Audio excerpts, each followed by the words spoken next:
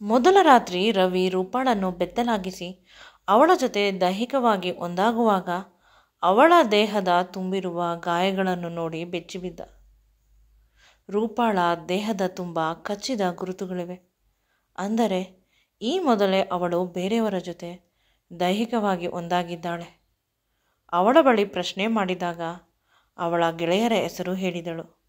ಆಗ ಕೋಪಗೊಂಡು ಮನೆಯಿಂದ ಹೊರಗಡೆ ಹಾಕಿದೆ. ನಂತರ ಇನ್ನೂ ದೊಡ್ಡ ಸತ್ಯ ತಿಳಿಯಿತು. ಅದರಿಂದ ಬೆಚ್ಚಿಬಿದ್ದೆ.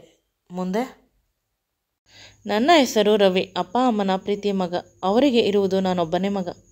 ನಾನು ಕೂಡ ಅವರಿಗೆ ಯಾವುದೇ ತೊಂದರೆ ಮಾಡದೆ ಚೆನ್ನಾಗಿ ಓದಿದೆ. ಎಂದೂ ಕೂಡ ಅವರು ಬರೇ ಓದು ಅಂತ ನನ್ನನ್ನು ಪ್ರಶ್ನೆ ಮಾಡಿಲ್ಲ. ಅಪ್ಪನಿಗೆ ನಾನು ಓದುವುದು ಕೂಡ ಬೇಕಾಗಿರಲಿಲ್ಲ. ಅವರ ಕಂಪನಿಯಲ್ಲಿ ಕೆಲಸ ಮಾಡಿಕೊಂಡು ಇದ್ದಿದ್ದರೆ ಸಾಕಿತ್ತು.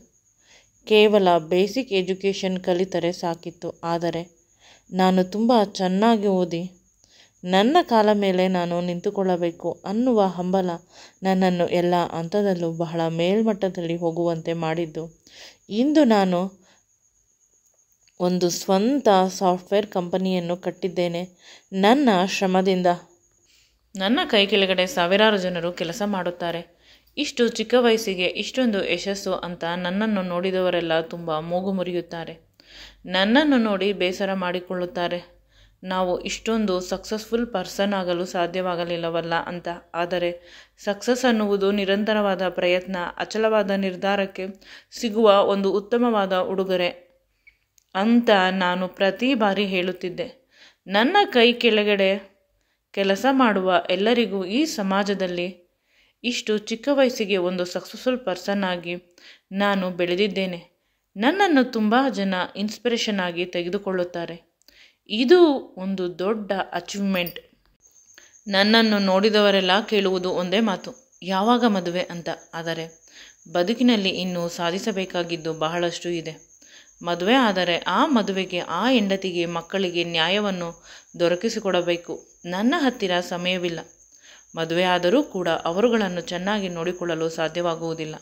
ನನಗೆ ನನ್ನ ಕೆರಿಯರ್, ಹೆಂಡತಿ, ಮಕ್ಕಳು ಅಂತ ಹೇಳುತ್ತಿದ್ದೆ. ಅಪ್ಪ ಅಮ್ಮ ತಲೆ ಮೇಲೆ ಕೈ ಹಿಡಿದುಕೊಂಡು ಕೂರುತ್ತಾರೆ. ಇರುವುದು ಒಬ್ಬನೇ ಮಗ. ಅವನು ಮದುವೆ ಆಗಿಲ್ಲವಾದರೆ ವಂಶಕ್ಕೆ ಮಕ್ಕಳು ಇರುವುದಿಲ್ಲ. ಇವನು ಸಂಪಾದನೆ ಮಾಡಿದ್ದನ್ನು ಕಂಡವರು ತಿನ್ನುತ್ತಾರೆ ಅನ್ನುವ ಭಯ.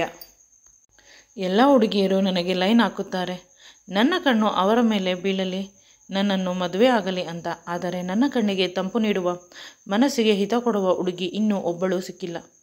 ಎಲ್ಲರೂ ಆರ್ಟಿಫಿಷಿಯಲ್, ನನ್ನ ದುಡ್ಡಿಗಾಗಿ ಆಸೆ ಪಡುವ ಹುಡುಗಿಯರು ಅಂತ ಅನಿಸುತ್ತಿತ್ತು. ಇಂದು ನನ್ನ ಸೆಕ್ರೆಟರಿ ನಿಶಾ ತುಂಬ ಗ್ಲ್ಯಾಮರ್ ಆಗಿರುವ ಬಟ್ಟೆಗಳನ್ನು ಹಾಕಿಕೊಂಡು ಬಂದಿದ್ದಳು. ಮೊದಲು ಶಾಕ್ ಆಯಿತು. ಆನಂತರ ತಿಳಿಯಿತು ನನ್ನ ಗಮನ ಅವಳ ಮೇಲೆ ಹೋಗಲಿ ಅಂತ. ತುಂಬ ವಯ್ಯಾರ ಮಾಡುತ್ತಿದ್ದಳು. ನನಗೆ ಇಂಪಾರ್ಟೆಂಟ್ ಕೆಲಸವಿದೆ ಅಂತ ಹೇಳಿ ಹೊರಗೆ ಬಂದುಬಿಟ್ಟೆ. ಹುಡುಗಿಯರು ಈಗಿನ ಕಾಲದಲ್ಲಿ ಕೆಟ್ಟು ಹೋಗಿದ್ದಾರೆ.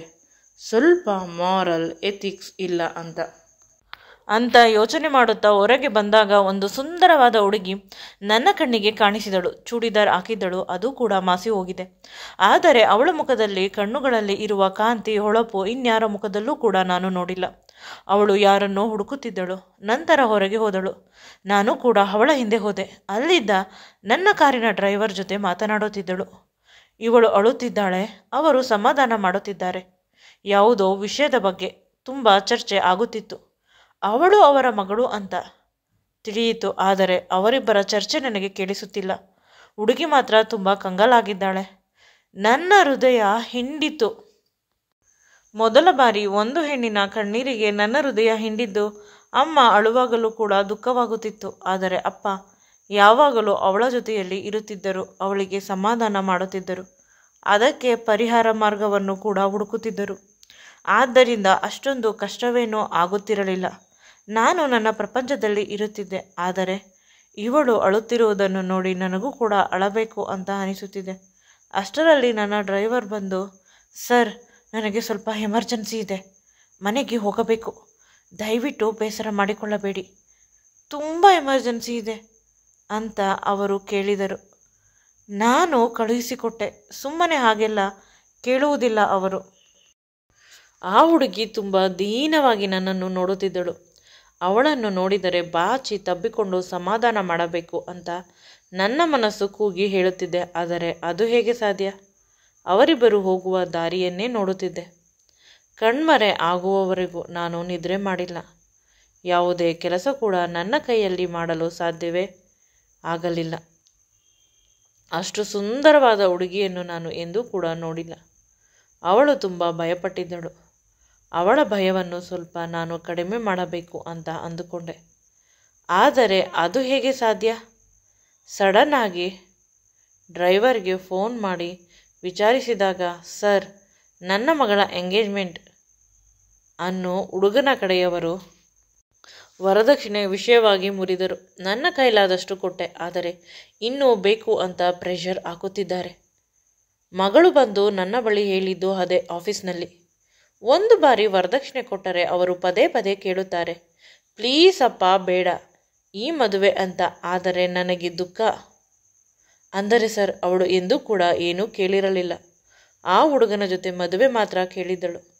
ಇವಳು ತುಂಬ ದಿನಗಳಿಂದ ಅವನನ್ನು ಪ್ರೀತಿಸುತ್ತಿದ್ದಳು, ಅವನೂ ಕೂಡ. ಆದರೆ ದುಡ್ಡಿಗಾಗಿ ಆ ಹುಡುಗ ಇವಳನ್ನು ಬಿಟ್ಟ. ನನ್ನ ಮಗಳು ಈಗ ತುಂಬ ನೋವು ತಿನ್ನುತ್ತಿದ್ದಾಳೆ. ಹೇಳಿದರೆ ಅಪ್ಪ ಅಮ್ಮನಿಗೆ ಕಷ್ಟವಾಗುತ್ತದೆ ಅಂತ ನಮ್ಮ ಎದುರಿಗೆ ನಾರ್ಮಲ್ ಇರುವ ರೀತಿ ನಾಟಕ ಆಡುತ್ತಿದ್ದಾಳೆ. ಪ್ಲೀಸ್ ಸರ್, ಒಂದು ವಾರ ರಜೆ ತೆಗೆದುಕೊಂಡು ಅವಳ ಜೊತೆ ಇರುತ್ತೇನೆ. ಅವಳು ಕೂಡ ಈ ದುಃಖವನ್ನು ಮರೆಯಲಿ. ಅವಳ ಹಣೆಯಲ್ಲಿ ಏನು ಬರೆದಿದೆ ಅದು ಆಗಲಿ ಸರ್.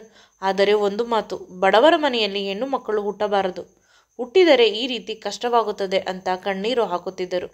ನಾನು ಸಮಾಧಾನ ಮಾಡಿದೆ. ಎಲ್ಲ ಒಳ್ಳೆಯದು ಆಗುತ್ತದೆ. ಅವನಿಗಿಂತ ಒಳ್ಳೆಯ ಹುಡುಗ ನಿಮ್ಮ ಹುಡುಗಿಯ ಕೈ ಹಿಡಿಯುತ್ತಾನೆ. ಧೈರ್ಯದಿಂದ ಇರಿ. ನಾನು ಎಲ್ಲ ಸಹಾಯ ಮಾಡುತ್ತೇನೆ ಅಂತ ಹೇಳಿದೆ. ಅವಳು ಕಷ್ಟಪಡುತ್ತಿದ್ದಾಳೆ ಅನ್ನುವ ವಿಷಯವನ್ನು ಕೇಳಿ ನನಗೆ ಕಷ್ಟವಾಯಿತು.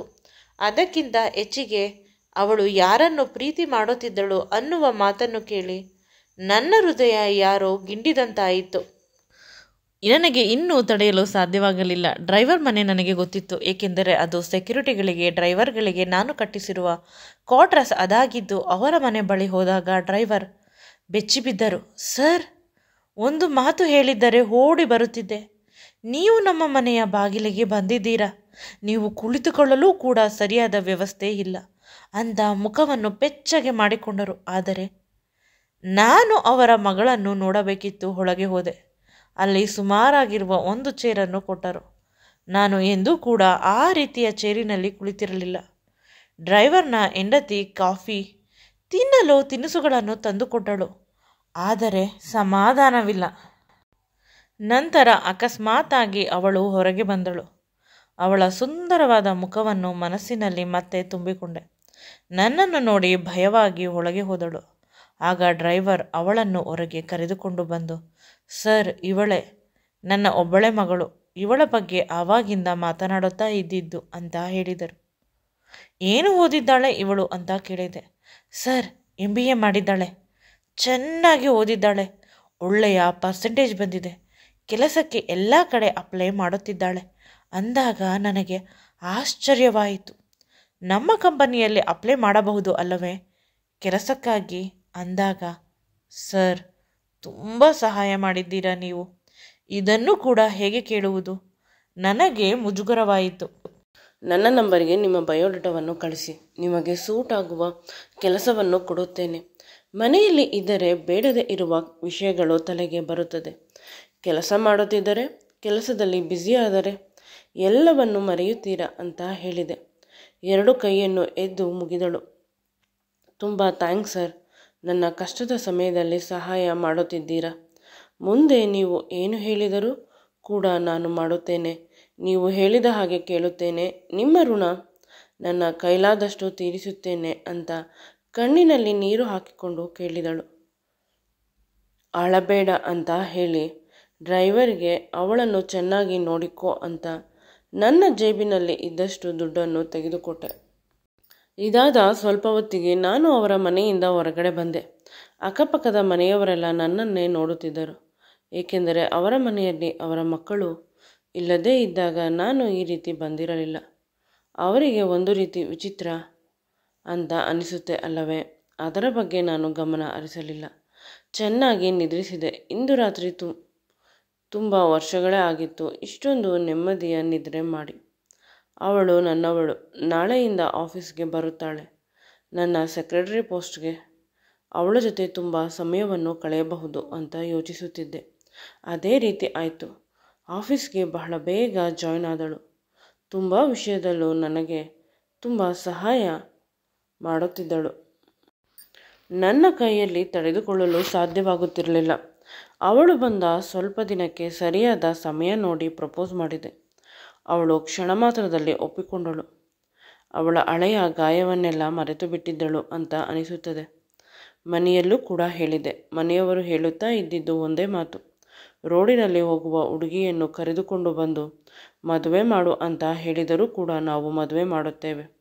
ಒಟ್ಟಿನಲ್ಲಿ ನಾವು ನಿನ್ನ ಮದುವೆ ನೋಡಬೇಕು ಅಷ್ಟೇ, ಇನ್ಯಾವುದೇ ಸಮಸ್ಯೆ ಇರಲಿಲ್ಲ. ಆದರೆ ಇಂದು ಆಫೀಸ್ನ ಹೊರಗಡೆ ಕಾಂಪೌಂಡ್ನಲ್ಲಿ ಅವಳು ಯಾವುದೋ ಹುಡುಗನ ಜೊತೆ ತುಂಬ ಸೀರಿಯಸ್ ಆಗಿ ಮಾತನಾಡುತ್ತಿದ್ದಳು. ಅವನು ಅವಳ ಕೈಗಳನ್ನು ಹಿಡಿದುಕೊಂಡಿದ್ದ. ಅವಳು ಅದನ್ನು ಬಿಡಿಸಿಕೊಳ್ಳುತ್ತಿದ್ದಳು. ಆ ಹುಡುಗನ ಮುಖವನ್ನು ನೋಡಿ ಅರಿವಿಗೆ ಬಂತು, ಅವಳ ಹಳೆಯ ಬಾಯ್ ಫ್ರೆಂಡ್ ಅಂತ. ಅಂದರೆ ಮದುವೆಗೆ ಗೊತ್ತು ಮಾಡಿದ ಹುಡುಗ ಬಿಟ್ಟು ಹೋಗಿ ಈಗ ಪುನಃ ಬಂದು ಅವಳ ಜೊತೆ ಹಠ ಮಾಡುತ್ತಿದ್ದಾನೆ. ಅವಳನ್ನು ಬಿಟ್ಟರೆ ಅವನು ಅವಳಿಗೆ ಬ್ರೈನ್ ವಾಶ್ ಮಾಡುತ್ತಾನೆ. ಆದಷ್ಟು ಬೇಗ ನನ್ನವಳನ್ನಾಗಿ ಮಾಡಿಕೊಂಡು ಬಿಡಬೇಕು ಅಂತ ವಾರಕ್ಕೆ ಮುಹೂರ್ತವನ್ನು ಮನೆಯಲ್ಲಿ ಹೇಳಿದಾಗ ಅವರು ಆಶ್ಚರ್ಯಪಟ್ಟರು ಕೂಡ ಖುಷಿಪಟ್ಟರು. ಇನ್ನು ನಮ್ಮ ಡ್ರೈವರ್ ಮನೆಯಲ್ಲಿ ಕೂಡ ಏನೂ ಮಾತನಾಡಲಿಲ್ಲ. ಎಲ್ಲ ಖರ್ಚನ್ನು ನಾನೇ ಒಪ್ಪಿಕೊಂಡಿದ್ದು ಮಾಡುತ್ತೇನೆ ಅಂತ. ಒಂದು ದೊಡ್ಡ ರೆಸಾರ್ಟ್ನಲ್ಲಿ 1 ವಾರದ ಕಾರ್ಯಕ್ರಮ ಆಗಿದ್ದು ನನ್ನ ಮದುವೆ ಸಾವಿರಾರು ಜನರು ಬಂದಿದ್ದರು, ಬರುತ್ತಿದ್ದರು, ಹೋಗುತ್ತಲೇ ಇದ್ದರು. ಅದ್ಧೂರಿಯಾಗಿ ಮಾಡಿಕೊಂಡೆ ಮದುವೆಯನ್ನು. ಅವಳು ಈಗ ತಾನೇ ಗಿಡದಲ್ಲೇ ಅರಳಿರುವ ಹೂವಿನ ರೀತಿ ತುಂಬ ಫ್ರೆಶ್ ಆಗಿ ಖುಷಿಯಾಗಿ ಇದ್ದಳು. ಬ್ಯಾಚುಲರ್ ಪಾರ್ಟಿ, ಆಶೀರ್ವಾದ ಶಾಸ್ತ್ರ, ಅರಿಶಿನ ಶಾಸ್ತ್ರ, ಮೆಹಂದಿ ಶಾಸ್ತ್ರ, ಈ ರೀತಿ ಎಲ್ಲ ಶಾಸ್ತ್ರಗಳನ್ನು ಮುಗಿಸಿದ ನಂತರ ನನ್ನ ಮತ್ತು ಅವಳ ಮದುವೆ ಆಯಿತು. ಅವಳಿಗೆ ಪವಿತ್ರವಾದ ಮಂಗಳಸೂತ್ರವನ್ನು ಕಟ್ಟಿ ನನ್ನವಳನ್ನಾಗಿ ಮಾಡಿಕೊಂಡೆ. ಅವಳು ತುಂಬ ನಾಚಿಕೆಯಿಂದ ತಲೆಯನ್ನು ತಗ್ಗಿಸಿದ್ದಳು. ಖುಷಿಯಿಂದ ಇದ್ದಳು. ಮದುವೆಯಾದ ಮೇಲೆ ನಾವಿಬ್ಬರು ಹೊರಗೆ ಬರಬೇಕಾದಾಗ ಆ ಜನರ ಗುಂಪಿನಲ್ಲಿ ಇವಳ ಹಳೆಯ ಹುಡುಗನನ್ನು ನೋಡಿ ಸ್ವಲ್ಪ ಬೇಸರವಾಯಿತು. ಆದರೂ ಕೂಡ ಈಗ ನನ್ನವಳಾಗಿದ್ದಾಳೆ ಅಂದ ಮೇಲೆ ನನಗ್ಯಾಕೆ ಭಯ? ಅವಳ ಕೈಯನ್ನು ಇನ್ನೂ ಗಟ್ಟಿಯಾಗಿ ಹಿಡಿದುಕೊಂಡು ನನ್ನ ಕಾರಿನಲ್ಲಿ ನಾನೇ ಕೂರಿಸಿದೆ. ನಂತರ ನಾನು ಕುಳಿತುಕೊಂಡು ಮನೆ ಕಡೆ ನಡೆದೆ. ದಾರಿಯುದ್ದಕ್ಕೂ ಅವಳು ಅಳುತ್ತಿದ್ದಳು. ಅವಳ ಕಣ್ಣೀರನ್ನು ಒರೆಸುತ್ತಿದ್ದೆ. ಅವಳಿಗೆ ಪ್ರೀತಿಯ ಮುತ್ತುಗಳನ್ನು ಕೊಡುತ್ತಿದ್ದೆ. ಅವಳು ಅವಳ ದುಃಖವನ್ನು ಮರೆಯುತ್ತಿದ್ದಳು. ಕೊನೆಗೆ ಅವಳು ಹತ್ತಾಗ ನನ್ನ ಹೃದಯ ನೋವಿನಿಂದ ಹಿಂಡುತ್ತಿತ್ತು. ಅವಳು ಖುಷಿಯಿಂದ ಇದ್ದಾಗ ಕುಣಿಯುತ್ತಿತ್ತು. ನನ್ನ ಮನಸ್ಸು ಕೂಡ. ಮದುವೆಯ ಮಂಟಪದಲ್ಲೇ ಅವಳ ಕೈಗಳನ್ನು ಹಿಡಿದುಕೊಂಡಿದ್ದು ಮನೆಗೆ ಬಂದಾಗಲೂ ಕೂಡ ಬಿಟ್ಟಿಲ್ಲ. ಗೃಹ ಪ್ರವೇಶದಲ್ಲೂ ಕೂಡ ಅವಳಿಗೆ ಸಹಾಯ ಮಾಡಿದೆ. ಮನೆಯಲ್ಲಿ ಎಲ್ಲರಿಗೂ ಖುಷಿ. ಕೊನೆ ಪಕ್ಷ ಅವನು ಮದುವೆಯಾದನು. ಆದಷ್ಟು ಬೇಗ ಈ ಮನೆಗೆ ಒಬ್ಬ ವಂಶೋದ್ಧಾರಕನನ್ನು ಕೊಡುತ್ತಾನೆ ಅಂತ. ಮೊದಲ ರಾತ್ರಿ ಎಲ್ಲ ಗಂಡಂದಿರು ಗಂಡಸರು ಕಾಯುವ ಅದ್ಭುತವಾದ ರಾತ್ರಿ. ನಾನು ಎಷ್ಟು ಪ್ರೀತಿಸುತ್ತೇನೆ ಎಂದರೆ ಅವಳನ್ನು ಹೇಳಲು ಸಾಧ್ಯವಿಲ್ಲ. ಆ ರೀತಿಯ ನನ್ನ ದೇವತೆಯ ಜೊತೆ ಕಳೆಯುವ ಮೊದಲ ರಾತ್ರಿ ಅಂದರೆ ನೆನೆಸಿಕೊಂಡರೆ ನನಗೆ ತುಂಬ ಖುಷಿಯಾಗುತ್ತದೆ. ಮೈ ರೋಮಾಂಚನವಾಗುತ್ತದೆ. ರೂಮಿಗೆ ಬಂದ ತಕ್ಷಣ ಅವಳನ್ನು ಪಕ್ಕ ಕೂರಿಸಿಕೊಂಡು ಅವಳಿಗೆ ಹಾಲನ್ನು ಕುಡಿಸಿದೆ. ಅವಳು ನೀವು ಕುಡಿಯಿರಿ ಅಂತ ಹೇಳಿದಾಗ ಅವಳ ಹೆಂಜಲನ್ನು ಸ್ವಲ್ಪ ಕುಡಿದೆ. ನಂತರ ಅವಳ ಸೊಂಟವನ್ನು ನನ್ನ 2 ಕೈಗಳಿಂದ ಬಳಸಿ ಹಿಡಿದುಕೊಂಡು ಅವಳ ತುಟಿಗಳಿಗೆ ಮುತ್ತನ್ನು ಕೊಟ್ಟೆ. ಅವಳು ಮೊದಲು ಸ್ವಲ್ಪ ದೂರ ತಳ್ಳಿದರು. ನಂತರ ಸಹಕರಿಸಿದಳು. ಇಬ್ಬರು ಸ್ವಲ್ಪ ಹೊತ್ತು ಮುತ್ತಿನ ಆಟವನ್ನು ಆಡಿದೆವು. ನಂತರ ಅವಳು ಹಾಕಿದ ಒಡವೆಗಳನ್ನು, ಅವಳ ಸೀರೆಯನ್ನು ನಿಧಾನವಾಗಿ ತೆಗೆದೆ. ಅವಳನ್ನು ಸಂಪೂರ್ಣವಾಗಿ ನಗ್ನ ಮಾಡಿದೆ. ಕಣ್ಣನ್ನು ಮುಚ್ಚಿಕೊಂಡು ಹಾಸಿಗೆ ಮೇಲೆ ಅವಳನ್ನು ಮಲಗಿಸಿದೆ. ಅವಳ ಮೈ ಮೇಲೆ ಗಾಯದ ಗುರುತುಗಳಿವೆ. ಸ್ವಲ್ಪ ಜಾಗವೂ ಕೂಡ ಇಲ್ಲ ದೇಹದಲ್ಲಿ. ಎಲ್ಲ ಕಡೆ ಯಾರೋ ಕಚ್ಚಿದ, ಗಿಂಡಿದ ರಕ್ತದ ಮಾರ್ಕ್ಗಳಿವೆ. ಅವುಗಳನ್ನು ನೋಡಿ ಬೇಸರವಾಯಿತು. ಇಷ್ಟು ಹೊತ್ತು ಇದ್ದ ಮತ್ತಿನ ಮೂಡ್ ಸಂಪೂರ್ಣವಾಗಿ ಕೆಳಗೆ ಇಳಿಯಿತು. ಏನಾಯಿತು ಅಂತ ಕೇಳಿದಳು. ಬಟ್ಟೆ ಹಾಕಿದೆ. ಇದೆಲ್ಲ ಏನು ಅಂತ ಕೇಳಿದೆ. ಅವಳು ಏನನ್ನೋ ಹೇಳಲು ಪ್ರಯತ್ನಿಸಿದಳು. ಅಷ್ಟರಲ್ಲಿ ನಾನು, ನಿನ್ನ ಹಳೆಯ ಬಾಯ್ ಫ್ರೆಂಡ್ ಮಾಡಿದ ಗುರುತುಗಳ? ನೀವಿಬ್ಬರು ಅಷ್ಟೊಂದು ಕ್ಲೋಸ್ ಇದ್ದೀರಾ? ಪದೇ ಪದೇ ಅವಳು ನನಗೆ ಏನನ್ನೋ ಹೇಳುತ್ತಿದ್ದಾಳೆ. ನನಗೆ ಅದನ್ನು ಕೇಳಿಸಿಕೊಳ್ಳುವಷ್ಟು ವ್ಯವಧಾನ ಇರಲಿಲ್ಲ. ನಾನು ಬೇಸರವಾಗಿ ಸ್ಟಡಿ ರೂಮ್ಗೆ ಹೊರಟು ಹೋದೆ. ನಂತರ ಅವಳು ಬಂದಳು. ರೀ, ಅದು ನೀವು ಅಂತ ಹೇಳುತ್ತಿದ್ದಳು. ನಿನ್ನ ಹಳೆಯ ಬಾಯ್ ಫ್ರೆಂಡ್ ಮಾಡಿದ ಗುರುತುಗಳ? ನನಗೆ ತುಂಬ ನೋವಾಯಿತು. ನನ್ನ ಜೊತೆ ಕ್ಲೋಸ್ ಆಗಿ ಇರಲಿಲ್ಲ. ಜೋರಾಗಿ ಅಳಲು ಶುರು ಮಾಡಿದೆ. ಎಲ್ಲರೂ ಕೆಳಗಿನ ಫ್ಲೋರ್ನಲ್ಲಿ ಇದ್ದರು. ಮೇಲಿನ ಸಂಪೂರ್ಣವಾದ ಫ್ಲೋರನ್ನು ಮೊದಲ ರಾತ್ರಿಗಾಗಿ, ನಮ್ಮಿಬ್ಬರ ಪ್ರೈವಸಿಗಾಗಿ ಬಿಟ್ಟಿದ್ದರು. ಆಗ ಅವಳು ನನ್ನನ್ನು ಮುಟ್ಟಲು ಬಂದಳು. ನಾನು ದೂರ ತಳ್ಳಿದೆ. ಮುಟ್ಟಬೇಡ ನನ್ನನ್ನು, ನನಗೆ ತುಂಬ ನೋವಾಗುತ್ತಿದೆ ಅಂತ ಅವಳನ್ನು ದೂರ ತಳ್ಳಿದೆ. ಆದರೆ ಮತ್ತೆ ನಾನು ಇನ್ನೇನೂ ಮಾತನಾಡದೆ ಟೇಬಲ್ ಮೇಲೆ ತಲೆ ಇಟ್ಟುಕೊಂಡು ಮಲಗಿದ್ದೆ. ನಂತರ ಅನಿಸಿತು, ಮೊದಲು ಅವರಿಬ್ಬರು ಪ್ರೀತಿಸುತ್ತಿದ್ದರು ಅಲ್ಲವೇ? ಮತ್ತೆ ಈ ರೀತಿಯ ನಡವಳಿಕೆಗಳು ಏಕೆ? ಅವಳ ಮುಗಿದು ಹೋದ ಅಧ್ಯಾಯ ಅವನು. ಸಡನ್ನಾಗಿ ನನ್ನ ತಲೆಗೆ ಒಂದು ಹಳೆಯ ವಿಷಯ ನೆನಪಾಯಿತು. ಅವಳ ಬ್ಯಾಚುಲರ್ ಪಾರ್ಟಿಯಲ್ಲಿ ನಾನು ಕೂಡ ಹೋಗಿದ್ದೆ. ಏಕೆಂದರೆ ನಮ್ಮ ರೆಸಾರ್ಟ್ನಲ್ಲಿ ಆಗಿದ್ದರಿಂದ ಇಬ್ಬರದು ಒಂದೇ ದಿನ ಬ್ಯಾಚುಲರ್ ಪಾರ್ಟಿ ಆಗಿತ್ತು. ರಾತ್ರಿ ಪೂರ್ತಿ ನಾವಿಬ್ಬರು ಒಂದೇ ರೂಮಿನಲ್ಲಿ ಇದ್ದೆವು. ಅವಳು ನನ್ನನ್ನು ಅವಳ ತೊಡೆಯ ಮೇಲೆ ಮಲಗಿಸಿಕೊಂಡಿದ್ದು ಮಾತ್ರ ನನಗೆ ನೆನಪಿಗೆ ಇರುವುದು. ಏಕೆಂದರೆ ಅವಳು ಕುಡಿದಿರಲಿಲ್ಲ. ಕುಡಿಯುವ ಅಭ್ಯಾಸವಿಲ್ಲವಂತೆ ಅವಳಿಗೆ. ಆಗ ಏನಾದರೂ ನಮ್ಮಿಬ್ಬರ ಮಧ್ಯೆ ಹೆಚ್ಚು ಕಡಿಮೆ ಆಗಿರಬಹುದಾ? ಅಥವಾ ಮದುವೆಗೆ ಬಂದ ಆ ಹುಡುಗ ಮಾಡಿರಬಹುದಾ ಅವಳ ಜೊತೆ? ಇನ್ನೂ ತಲೆಗೆ ಪ್ರೆಷರ್ ಹಾಕಿದೆ. ಆಗ ಒಂದೊಂದೇ ನೆನಪಾಗುತ್ತದೆ. ನಾನು ತುಂಬ ಕುಡಿದಿದ್ದರಿಂದ ಅವಳನ್ನು ತುಂಬ ಕೆಟ್ಟದಾಗಿ ನಡೆಸಿಕೊಂಡು ಅವಳ ದೇಹವನ್ನೆಲ್ಲ ಕಚ್ಚಿದೆ, ಗಿಂಡಿದೆ. ಆದರೆ ಅವಳು ಸಹಿಸಿಕೊಂಡು ಒಂದು ಮಾತನ್ನೂ ಕೂಡ ಹೇಳಲಿಲ್ಲ. ಅವಳು ನನಗೆ ಸಂಪೂರ್ಣವಾಗಿ ಅರ್ಪಿಸಿಕೊಂಡಳು. ಆದರೆ ನಾನು ಇಂದು ಎಂಥ ಕೆಲಸ ಮಾಡಿದೆ? ಸಡನ್ನಾಗಿ ಬೇಸರದಿಂದ ಅವಳ ಬಳಿ ಹೋದೆ ಅಪಾಲಜಿ ಕೇಳಲು. ಅವಳು ಎಲ್ಲೂ ಇರಲಿಲ್ಲ. ಮನೆಯಲ್ಲಿ ಹುಡುಕಿದೆ. ಕೆಳಗೆ ನೋಡಿದರೂ ಇರಲಿಲ್ಲ. ಮನೆಯವರೆಲ್ಲ ಮಲಗಿಬಿಟ್ಟಿದ್ದರು. ನಂತರ ನಾನು ಮೇನ್ ಡೋರ್ ಕಡೆ ನೋಡಿದಾಗ ಅದು ಓಪನ್ ಆಗಿತ್ತು. ಸೆಕ್ಯೂರಿಟಿ ಬಳಿ ಬಂದು ಕೇಳಿದಾಗ, ಮೇಡಮ್ ಅವರು ಈಗ 10 ನಿಮಿಷವಾಯಿತು ನಡೆದುಕೊಂಡು ಹೋದರು ಅಂತ ಹೇಳಿದ. ಅವನು ತೋರಿಸಿದ ಕಡೆ ನಾನು ಕಾರನ್ನು ತೆಗೆದುಕೊಂಡು ಹೋದೆ. ತುಂಬ ದೂರ ಹೋದರೂ ಕೂಡ ಅವಳು ಸಿಗಲಿಲ್ಲ. ಈಗ ತಾನೇ ಅವಳು ಹೋಗಿರುವುದು, ಎಲ್ಲಿ ಹೋಗಿರುತ್ತಾಳೆ ಅಂತ ಯೋಚಿಸುತ್ತಿದ್ದೆ. ಆಗ ನೆನಪಾಯಿತು, ನಮ್ಮಿಬ್ಬರ ಮೊದಲ ಡೇಟ್ ದಿನ ಇಲ್ಲೇ ಪಕ್ಕದಲ್ಲಿ ಕಾಫಿ ಶಾಪ್ ಇದೆ. 24 hours ಓಪನ್ ಇರುತ್ತದೆ. ಅಲ್ಲಿ ಹೋಗಿ ನೋಡಿದಾಗ ಕುಳಿತಿದ್ದಳು. ಕಾಫಿ ಓನರ್ ಕೇಳುತ್ತಿದ್ದ, ಏನಾಯಿತು ಮೇಡಮ್ ಅಂತ. ಅವಳು ಏನನ್ನೂ ಹೇಳುತ್ತಿರಲಿಲ್ಲ. ನಾನು ಹೋಗಿ, ಸರ್ 2 ಕಾಫಿ ಕೊಡಿ ಅಂತ ಹೇಳಿದೆ. ಕಾಫಿ ಕುಡಿಯಬೇಕು ಅಂತ ಹಠ ಮಾಡುತ್ತಾಳೆ. ನಿಮ್ಮ ಶಾಪ್ದು ಕಾರನ್ನು ತೆಗೆಯುವುದು ಸ್ವಲ್ಪ ಲೇಟ್ ಆದ ತಕ್ಷಣ ಕೋಪಗೊಂಡು ಬಂದಿದ್ದಾಳೆ ನೋಡಿ. ಮದುವೆ ಆದ ಮೊದಲ ದಿನ ಸರ್, ಯಾರಾದರೂ ಹೆಂಡತಿ ಹೀಗೆ ಕೋಪ ಮಾಡಿಕೊಳ್ಳುತ್ತಾರಾ ಅಂತ ಹೇಳಿದಾಗ ಕಾಫಿ ಓನರ್ ನಕ್ಕಿ ಇಬ್ಬರಿಗೂ ಕಾಫಿ ಕೊಟ್ಟ. ಅವಳು ನನ್ನನ್ನೇ ನೋಡುತ್ತಿದ್ದಳು ಬೇಸರದಿಂದ. ಕಾಫಿ ಇಂದು ಕುಡಿಯುವ ಮೂಡಿನಲ್ಲಿ ಅವಳು ಇರಲಿಲ್ಲ. ಅವನು ಕೊಟ್ಟ 2 ಕಾಫಿಯನ್ನು ತೆಗೆದುಕೊಂಡು ಅವಳನ್ನು ಕರೆದುಕೊಂಡು ಕಾರಿನಲ್ಲಿ ಹೋದೆ. ಆಗ ನನಗೆ ಎಲ್ಲ ನೆನಪಾಯಿತು. ಸಾರಿ, ಕ್ಷಮಿಸು. ಎಲ್ಲ ಇದು ಬ್ಯಾಚುಲರ್ ಪಾರ್ಟಿಯಲ್ಲಿ ನಾನು ಮಾಡಿದ ಲವ್ ಬೈಟ್ ಅಲ್ಲವೇ ನಿನ್ನ ದೇಹದ ಮೇಲೆ ಇರುವುದು. ಇನ್ನೆಂದು ನಿನ್ನ ಮೇಲೆ ಅನುಮಾನ ಪಡುವುದಿಲ್ಲ. ನನಗೆ ನಿಧಾನವಾಗಿ ಒಂದೊಂದೇ ನೆನಪಾಯಿತು. ನೀನು ಹೇಳಲು ಕೂಡ ನಾನು ಬಿಟ್ಟಿಲ್ಲ. ಕೆಟ್ಟದಾಗಿ ನಿನ್ನನ್ನು ನಡೆಸಿಕೊಂಡು ಮೊದಲ ದಿನವೇ ನಿನ್ನ ಕಣ್ಣಿನಲ್ಲಿ ಕಣ್ಣೀರು ಹಾಕಿಸಿದೆ ಅಂತ ಕ್ಷಮೆ ಕೇಳಿದೆ. ಅವಳ ಕಣ್ಣಿಂದ ನೀರು ಬರುತ್ತಿತ್ತು. ಕಣ್ಣಿನಲ್ಲಿ ಒಂದು ಸಮಾಧಾನವಿತ್ತು. ಅವಳ ಮೂಡನ್ನು ಫ್ರೆಶ್ ಮಾಡಬೇಕು ಅಂತ ಅಂದು ರಾತ್ರಿ ಪೂರ್ತಿ ಊರಿನ ಎಲ್ಲ ರೋಡ್ಗಳನ್ನು ಸುತ್ತಿಸಿದೆ. ನೈಟ್ ರೈಡ್ ಮಾಡಿದ್ದೆವು, ಲಾಂಗ್ ಡ್ರೈವ್ ಹೋಗಿದ್ದೆ. ಇದು ಮೊದಲ ಬಾರಿ ಅಂತೆ. ಅವಳಿಗೆ ತುಂಬ ಖುಷಿಪಟ್ಟಳು. ಈಗ ನಾರ್ಮಲ್ ಮೂಡಿಗೆ ಬಂದಳು. ಮನೆಗೆ ಇಬ್ಬರು ಬಂದಾಗ ಅಮ್ಮ ತುಳಸಿ ಗಿಡದ ಪೂಜೆ ಮಾಡುತ್ತಿದ್ದಳು. ನೀವಿಬ್ಬರು ಮನೆಯಲ್ಲಿ ಇರಲಿಲ್ಲವಾ?